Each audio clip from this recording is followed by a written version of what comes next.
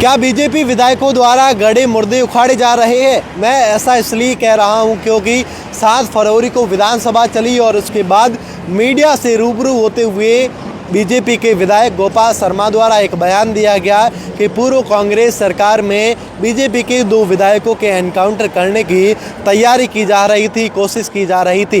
ये मामला तब शुरू हुआ किरोड़ीलाल मीणा के बयान के बाद।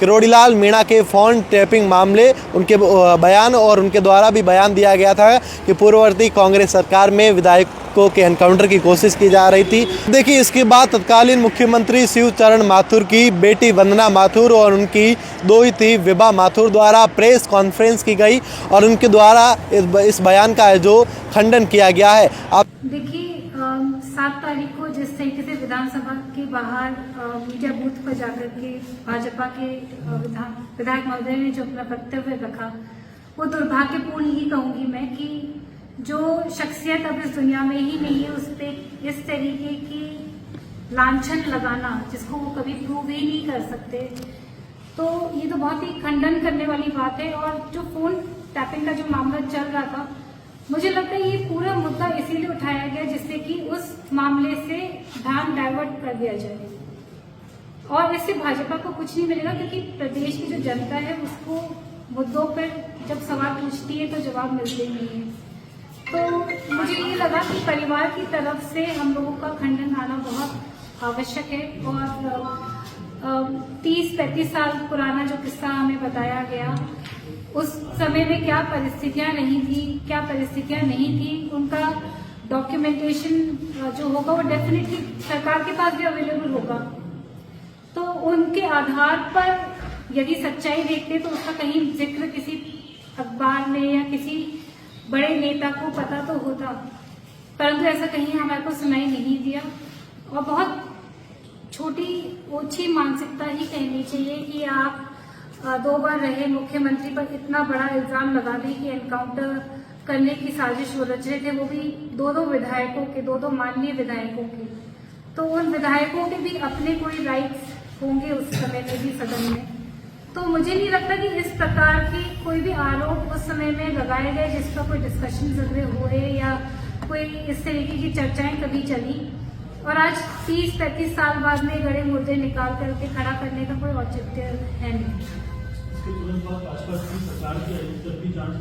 जी बिल्कुल, भाजपा की सरकार थी और मैं तो बहुत छोटी थी और मेरी मदर ज्यादा बता सकती है कि जो मैंने देखा मेरे परिवार में, आदरणीय भैरव सिंह शेखावत जी का हमारे घर में आना जाना रहता था।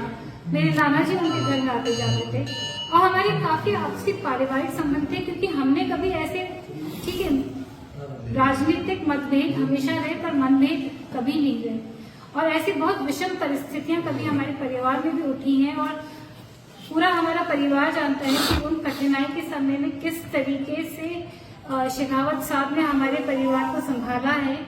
और हम कृतज्ञ हैं उनके कि उन्होंने हमारे परिवार को उस दुख के समय में और उस विषम समय में हमारे परिवार को संभाला, जब मेरे नाना जी यहाँ नहीं थे और वो एक किसी डेलीगेशन का पार्ट बन करके विदेश यात्रा पर रह रहे थे।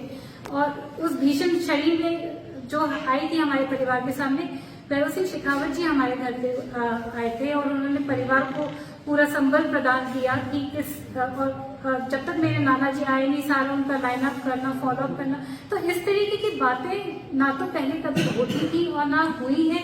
ये तो आज की ही ऐसी राजनीति हो गई है कि हमारे पुराने सम्मानित नेताओं का, जिनका स्वतंत्रता संग्राम में योगदान रहा है, जिनका देश में योगदान रहा है, जिनका प्रदेश में योगदान रहा है, उनके ऊपर इस तरीके के लांछन लगाना, जिनका खंडन अब उनके परिवार बैठ करके यहाँ पे कर रहे हैं, तो ये भी सोचने वाली परिस्थिति है कि हम किन मुद्दों पर बात करनी चाहिए। जो पदों पे बैठे हुए जिम्मेदार मंत्री हैं, जो जिम्मेदार विधायक हैं, उनको मुद्दे की बात करनी चाहिए, प्रदेश के विकास की बात करनी चाहिए, किसानों की बात करनी चाहिए, युवाओं की बात करनी चाहिए। इस तरीके के लांछन लगाना मेरे को लगता है थोड़ी ओछी हरकत है।